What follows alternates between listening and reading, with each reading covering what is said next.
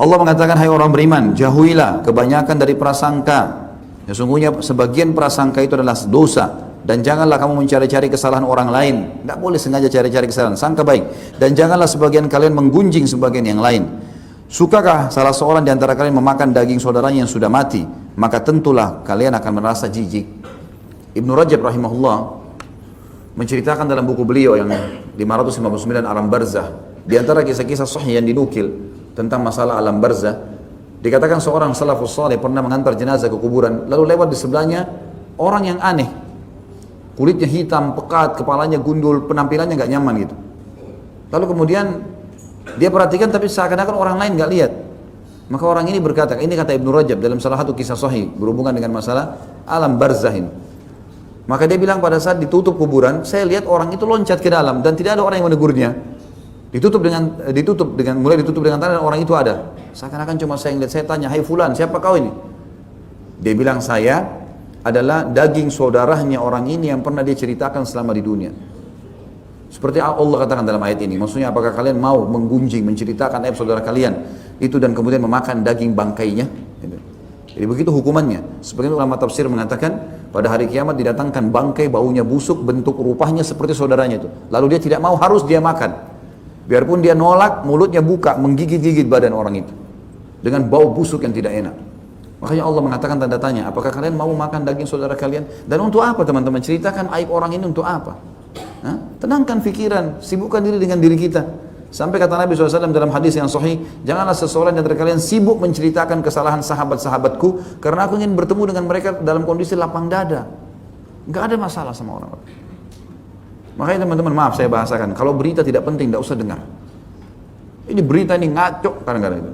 Macam-macam. Rumah tangganya orang lah, inilah, segala macam. Nggak perlu. Dan tidak ada hubungannya sama antum itu. Seperti sekarang masalah politik, nggak ada hubungan sama kita, apa hubungannya? Itu alamnya orang politik. Ini semua orang di warung kopi bicara politik, di pinggir jalan politik, di sebelah got politik. Ini apa ini? Bukan alamnya itu.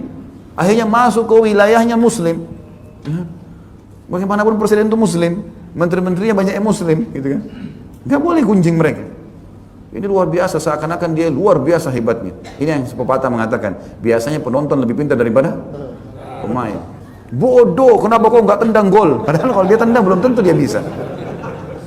Nah, belum tentu dia bisa. Orang kalau di lapangan dinilai sama dia luar biasa penilaiannya, padahal dia belum tentu kalau masuk di situ. Ya, untuk apa ini?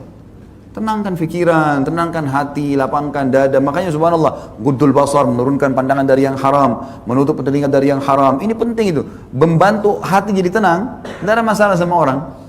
Kalau pas interaksi. Salah kita ingatkan, benar kita dukung. Enggak usah sibuk dengan aibnya orang.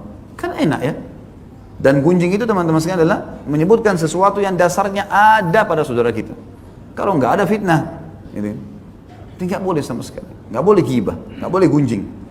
Jadi itu teman-teman, berita, gosip, jangan ditonton sudah. Kalau kecuali perlu, antum ada hajat di situ, perlu sekali.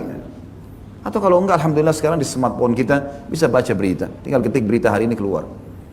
Tapi yang penting, oh ya berita tentang apa misalnya, sesuatu yang penting mendesak perlu. Kalau enggak baca Quran akhi, meninggal enggak ditanya itu nanti. Kamu berita apa yang kamu nonton di Jakarta pada tanggal sekian?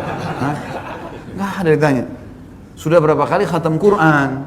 Zikir pagi sorenya jalan enggak? Sholatnya sudah khusyuk atau enggak? Udah bakti sama ibu ayahmu? Itu yang ditanya semuanya.